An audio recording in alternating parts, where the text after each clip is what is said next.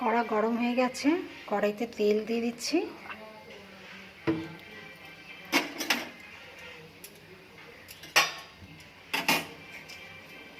লঙ্কা ফোড়ন দিয়ে দিচ্ছি।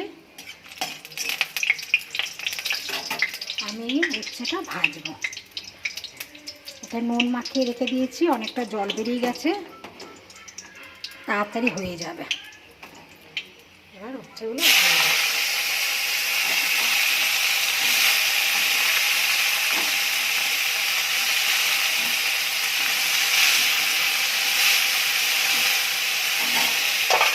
একটু ঢাকা দিয়ে দিচ্ছি, তাড়াতাড়ি সেদ্ধ হয়ে যাবে। হলুদ দিয়ে দেবো, নুন আগেই দিয়ে দিয়েছি, দিয়ে মাখিয়ে রেখেছিলাম।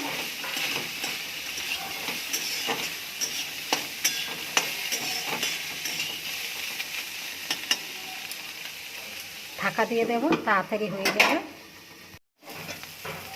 উচ্ছে ভাজা হয়ে গেছে।